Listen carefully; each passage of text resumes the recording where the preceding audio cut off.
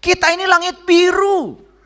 Langit biru yang menyaksikan awan datang dan pergi. Itu yang disebut dengan kesadaran. Di penyaksi, biarkan semua datang dan pergi apa adanya. Ada 5 yang tidak boleh kita serahkan pada orang lain. Masih ingat ya? Hinaan itu adalah mitra untuk menguji kekuatan batin kita. Inilah sudut pandang Nabi Muhammad, sudut pandang Nabi Isa, sudut pandang Nabi Ibrahim, sudut pandang Nabi Nuh terhadap mereka-mereka yang menghambat perjalanan dakwahnya. Itu cara pandang mereka seperti itu. Saya memotret cara pandang mereka, coba cara pandang mereka gunakan oleh kita. Keren.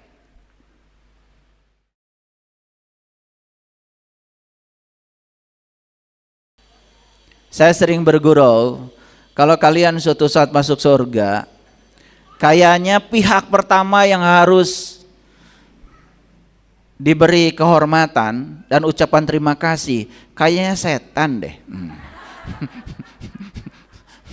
Betul nggak? Kayaknya setan deh, betul nggak? Iya, bukan Pak Ustadz. Ya, ya agak cerdas sedikit ya ngajinya supaya jangan gitu-gitu aja lah, ya.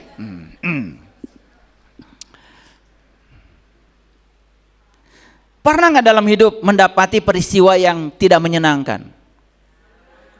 Kehadiran peristiwa itu sama sekali tidak dirindukan. Tapi peristiwa itu terjadi. Jalan atau menghambat jalan?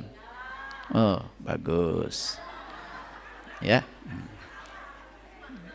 Udah mulai waras ya kelihatan.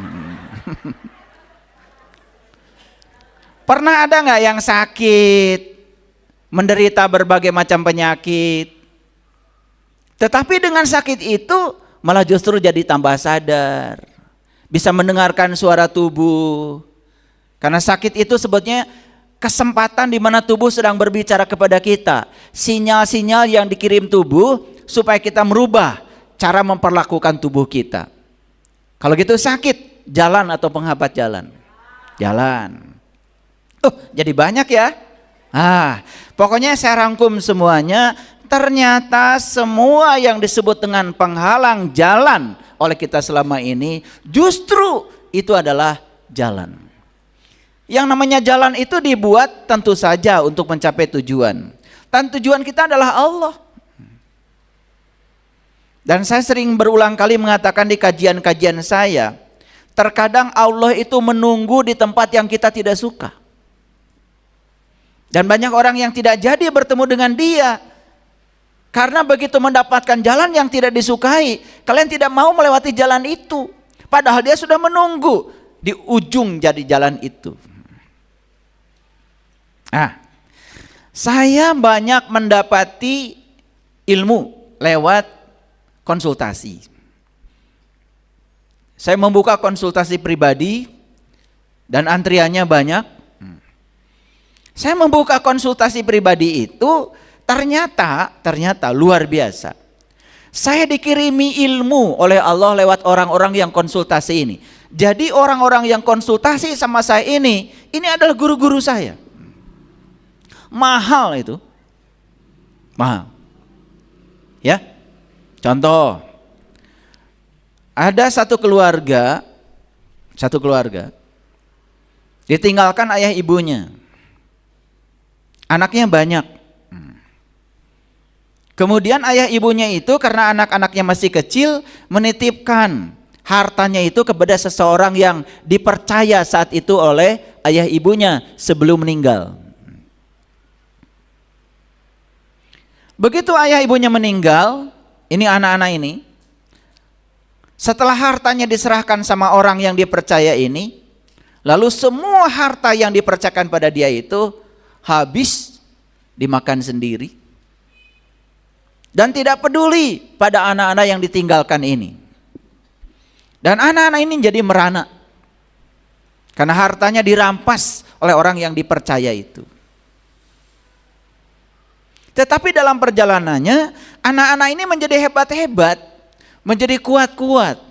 Bahkan salah satunya adalah konsultasi dengan saya. Setelah cerita semua masalahnya, akhirnya orang ini mendapatkan pengetahuan baru dari saya. Dan yang pertama dia katakan, saya bersyukur bisa ketemu dengan saya, katanya. Saya bersyukur bisa mendapatkan kajian-kajian yang seperti ini, yang mengubah sudut pandang saya. Lalu saya balikan, apakah kamu akan mendengarkan kajian saya kalau kamu tidak ditipu oleh orang ini? Agak lama itu. Pikir dulu. Untuk jujur itu agak lama. Akhirnya dia mengakui, betul kalau begitu. Jadi orang yang menipu keluarga kamu ini jalan atau penghalang jalan? Jalan. Saat itu juga dia membebaskan dirinya dari dendam. Saat itu dia tidak melihat orang ini sebagai pengkhianat lagi. Bahkan dia mau cari orang itu dan berterima kasih. Karena gara-gara dia menemukan ilmu yang agung dari Allah. Kalau saya ceritakan nih, semua konsultasi yang datang pada saya, di kajian ini semuanya habis nanti ya waktu kita. Satu aja contohnya. Dan masih banyak contoh yang lainnya. Sampai sini clear? Oke. Mulai bisa mengerti judul ini? Oke. Baik, kita lanjut. Para sahabatku, hidup ini pasti dualitas kan? Pasti dualitas. Ada orang yang memuji kita dan pasti kita senang. Tapi ada juga orang yang menghina kita dan pasti kita tergores oleh hinaan itu. Apakah Bapak Ibu bisa menciptakan semua orang harus memuji Bapak Ibu? Gak bisa kan? Dan saya berulang kali mengatakan, kita tidak bisa mengendalikan pikiran orang. Kita tidak bisa mengendalikan persepsi orang terhadap kita. Kita tidak bisa menghentikan mulut orang mau bicara apa. Kita tidak bisa mengendalikan orang harus bertindak apa kepada kita. Tetapi yang bisa kita kendalikan sekali lagi adalah pikiran kita, perasaan kita, dan sikap kita pada orang. Setuju sampai situ dulu? Oke. Jadi yang namanya pujian dan hinaan itu akan selalu ada dalam hidup. Seperti awan. Awan itu kadang hitam, kadang putih, kadang ada, kadang tidak ada. Tetapi jangan lupa, kita ini bukan awan. Kita ini langit biru. Langit biru yang menyaksikan awan datang dan pergi. Itu yang disebut dengan kesadaran. Sama seperti kita nonton HP kita. Ada berita kebakaran kita tonton. Ada berita banjir kita tonton. Tapi HP kita tidak terbakar. Dan HP kita tidak basah dengan berita banjir. Betul? Nah kita itu harus jadi layar HP ini. Layar HP ini. Jadi penyaksi. Biarkan semua datang dan pergi apa adanya.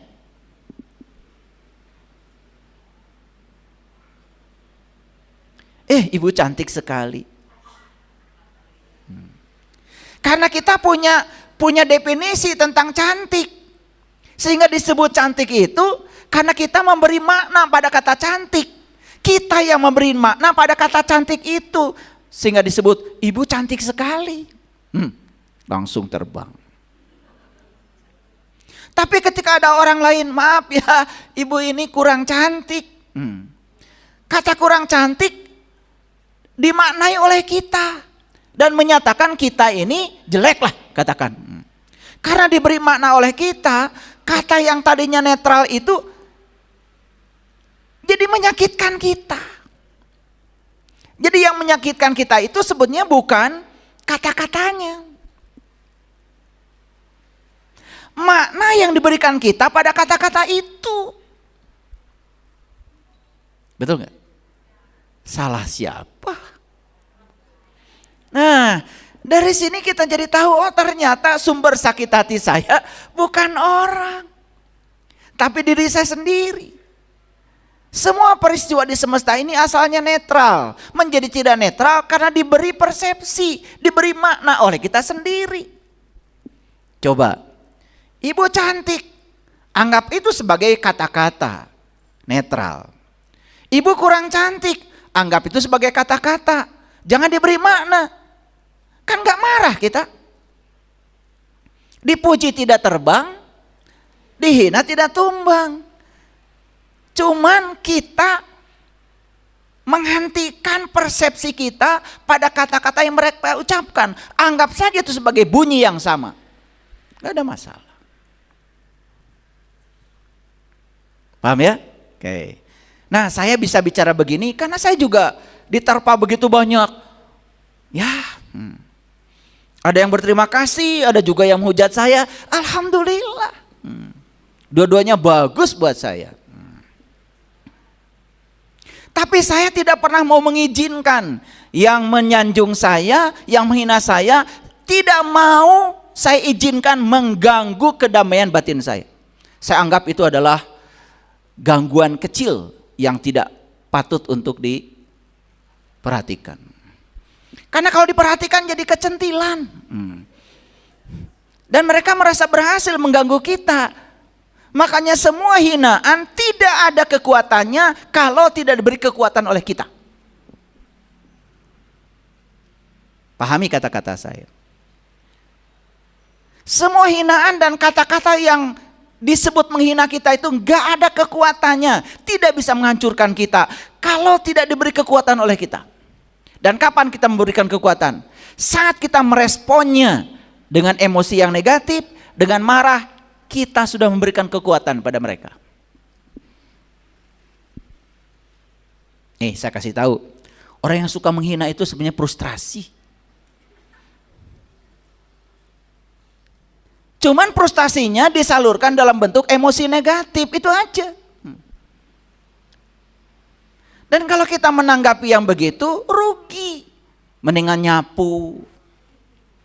Betul nggak? Bereskan taman. Itu meditasi kalau bagi saya. Saya kalau habis makan, saya cuci piring sendiri. Dan saya tidak mengapa beban. Karena apa? Sambil mencuci piring, saya menikmati bau sabun. Saya menikmati tangan saya bisa menyentuh piring. Saya menikmati air yang mengalir. Saya imajinasikan saya sedang membersihkan jiwa saya, emosi saya lewat cuci piring. Habis cuci piring, lega.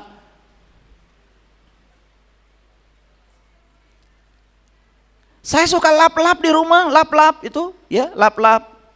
Karena saya tidak betah kalau ada debu. Jadi ketika lap-lap, saya imajinasikan saya sedang mengelap debu-debu yang ada di pikiran saya. Dan bagi saya itu meditasi. Makanya meditasi saya itu 24 jam. Sehingga tidak merasa semua itu sebagai beban. Saya tidak bisa ya kerja di meja yang kotor, nggak bisa. Saya tidak bisa kerja di meja yang berantakan. Tidak ada inspirasi itu. Makanya saya bersihkan dulu semua, dilap dulu mejanya, nggak nyuruh orang.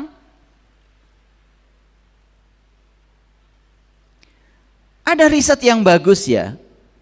Kalau lingkungan kita berantakan, ternyata lingkungan yang berantakan mempengaruhi pikiran, sehingga pikiran kita menghasilkan hormon-hormon yang tidak produktif, yang disebut dengan hormon-hormon kortisol.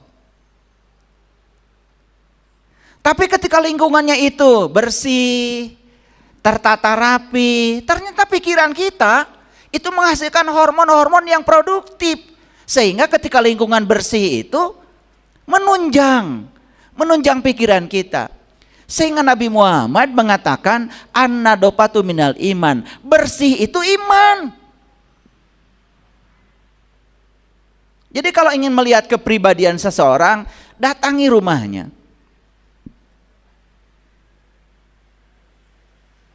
Datangi aja rumahnya. Kalau mejanya berdebu, kursinya berdebu, tempat duduknya bau apek, lantainya berantakan, itu cerminan dari jiwa sebetulnya. Itu cerminan loh. Makanya di tempat yang kotor yang datang juga pasti tikus, kecoa, lalat.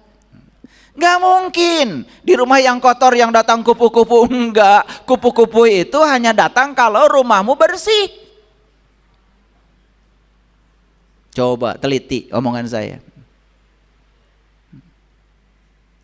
Tikus itu kalau rumah kita bersih malu. Dan dia tahu diri.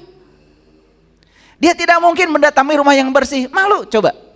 Dan pasti dia kalau lari ke tempat yang kotor.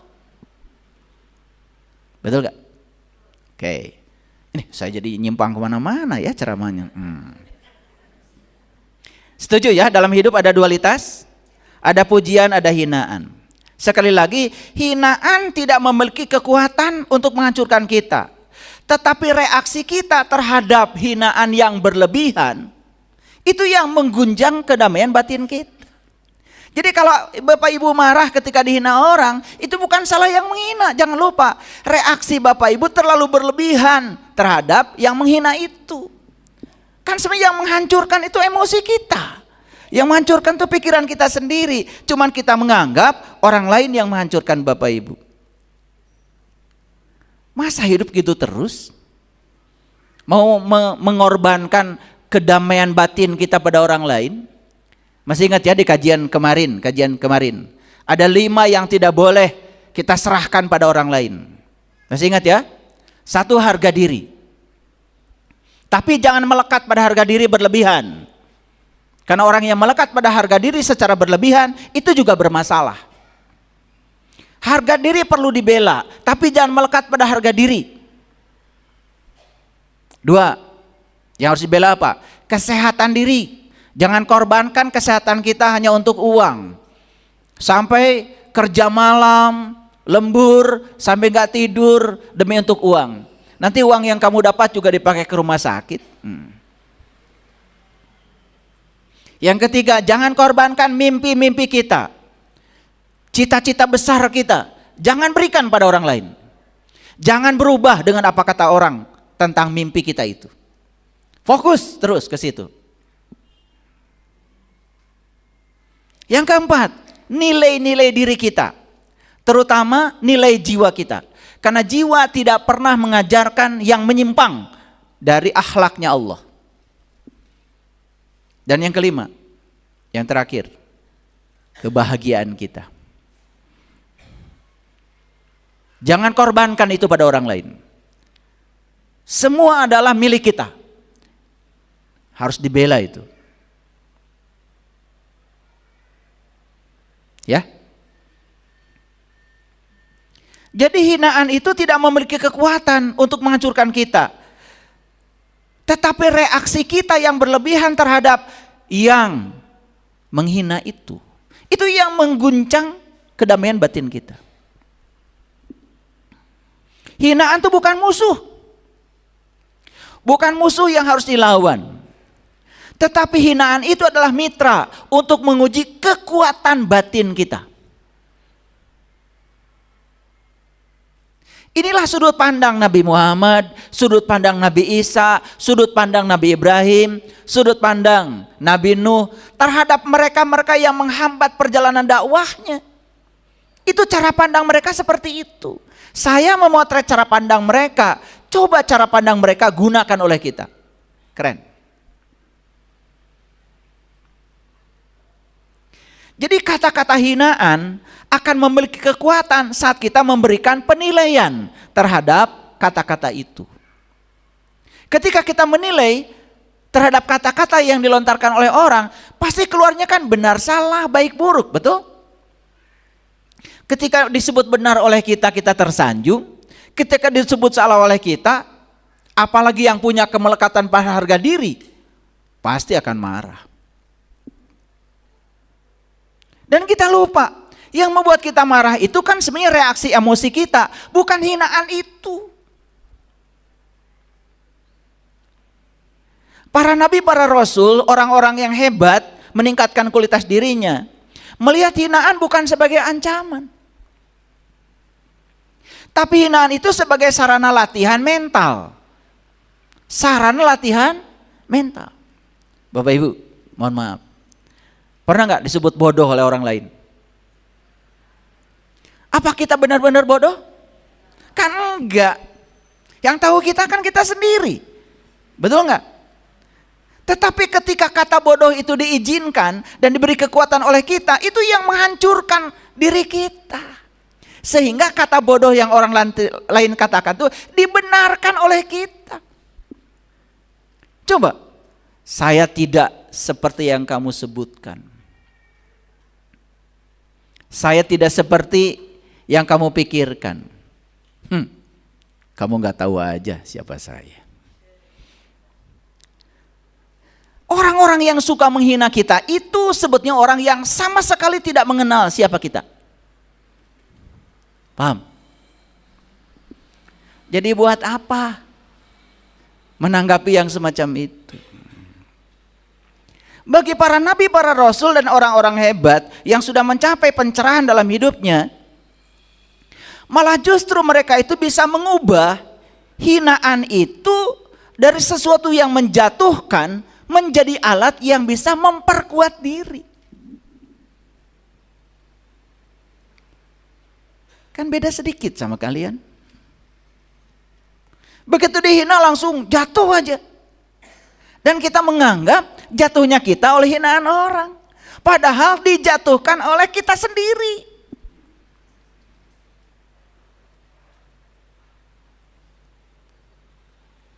Alhamdulillah. Ada yang menghina saya karena saya ceramahnya bajunya seperti ini. Gak apa-apa. Dan saya tidak akan jatuh dihina oleh orang semacam itu. Kan dia tidak tahu. Dia hanya berpersepsi tentang saya. Kok saya ceramahnya gak pakai peci? Saya yang tahu. Saya kalau pakai peci kepala saya pusing. Dan kalau kepala saya pusing saya gak bisa ceramah. Kan yang tahu saya. Kalau ketutup ini pusing saya.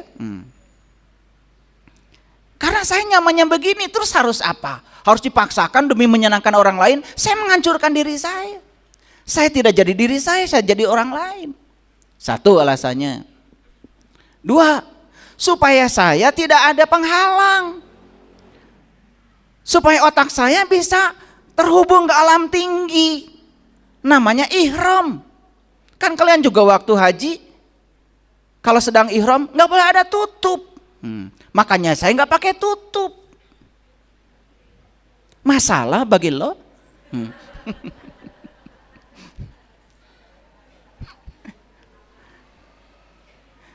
Makanya kalian tuh jangan gampang komentar sama orang. Yang tahu orang itu sendiri. Kan saya belum pernah ditanya kenapa saya ceramah nggak pakai peci. Tahu-tahu dihujat aja. Ya alhamdulillah, saya nggak akan pernah jatuh. Dua, ini masih banyak urusan peci lagi. Ini jadi kemana-mana nih ceramah. Kok saya pakai jas? Saya ini akademisi, saya ini ilmuwan.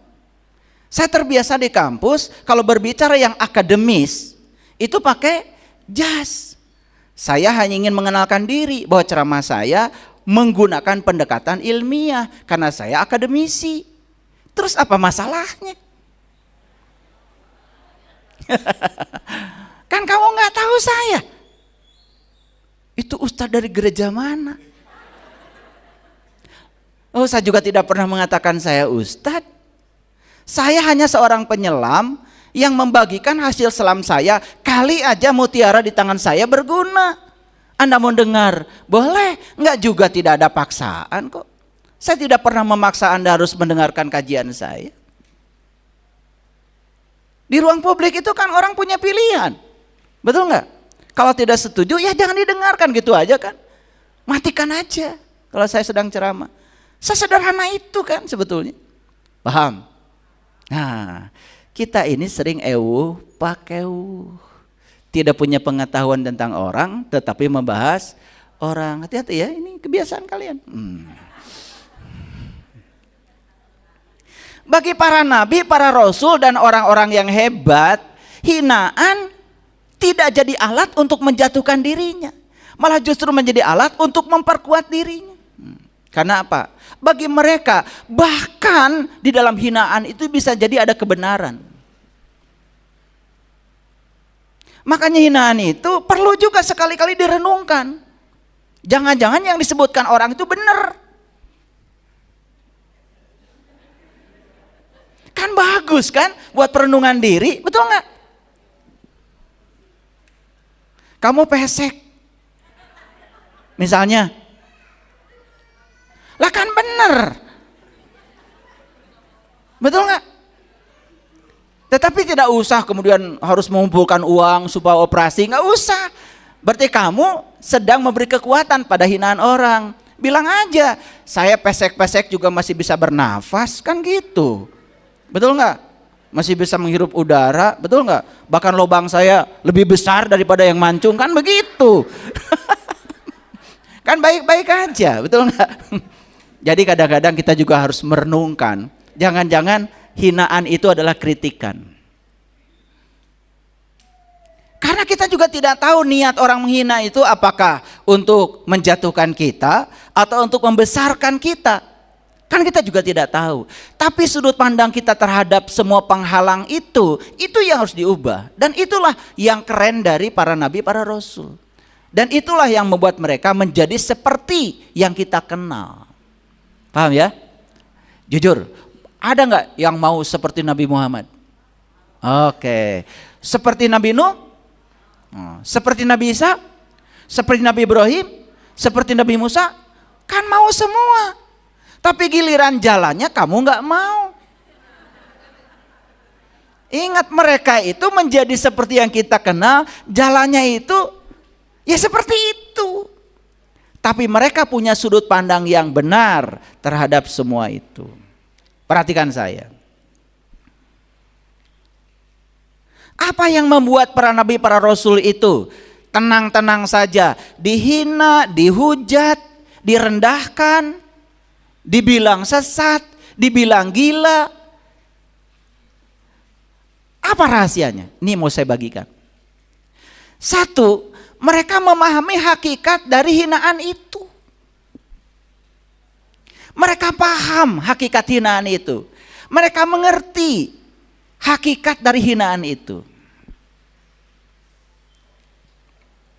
Jujur ya, apa yang membuat hinaan itu terasa menyakitkan? Kan sebetulnya hinaan itu terasa menyakitkan ketika kita beri makna. Yang memberi makna pada kata-kata hinaan itu kan kita sendiri. Duh, sakit hati dihina orang. Padahal sebetulnya hinaan itu netral. Ketika diberi makna oleh kita, jadi menyakitkan kita. Nabi Muhammad dilempari orang sekampung, lagi dakwah. Sampai kakinya berdarah-darah dilemparin batu. Coba lihat itu doanya apa? Allahumma hdi qaumi fa innahum la ya'lamun. Ya Allah, berikan hidayah kepada mereka semua. Mereka melakukan itu kepadaku karena mereka tidak tahu ilmu yang aku bawa ini betapa agungnya. Nabi Muhammad itu memberikan pelajaran kepada kita. Semua orang yang menghina kita itu sebetulnya karena mereka tidak tahu. Itu aja. Mau dikumpulkan mereka, mau diberitahu? Buat apa? Satu ya. Nah, jadi bukan hinaan yang melukai, tapi cara kita menafsirkan hinaan itu yang melukai kita. Setuju? Oke. Pandanglah hinaan netral, hanya sebagai kata-kata, dan jangan diberi tafsiran apa-apa.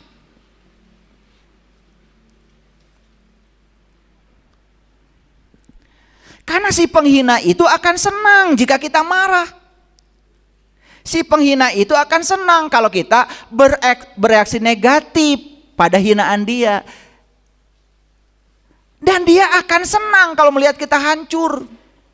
Ayo perhatikan saya. Kalau kita hancur dengan hinaan orang, senang gak si penghina itu? Senang karena memang tujuan dia itu.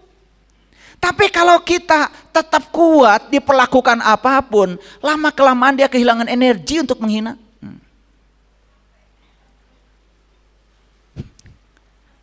Karena energinya kita sedot. Sakti ya. Jadi yang mengganggu kita bukan peristiwa, melainkan penilaian kita, reaksi kita terhadap peristiwa. Keterikatan harga diri, keterikatan kita pada harga diri kita secara berlebihan, apalagi merasa kita ini manusia paling terhormat, saya tokoh, saya siapa, awas. Keterikatan kita pada harga diri itu yang menyebabkan kita mudah terluka. Awas, kalau dengarkan kajian saya harus cerdas. Kita harus bela harga diri tanpa kemelekatan kita pada harga diri. Paham ya? Jadi membela harga diri bukan urusan orang, urusan kita. Kita mau berharga, tidak berharga, itu urusan kita. Tapi kalau kita punya kemelekatan pada harga diri, kita ingin orang lain selalu menghargai kita. Stop. Ya. Nah, jadi mulai sekarang Bapak Ibu sudah tahu ya ilmunya. Hinaan hanyalah gangguan kecil yang tidak layak untuk diberikan energi. Tidak layak untuk diberikan perhatian.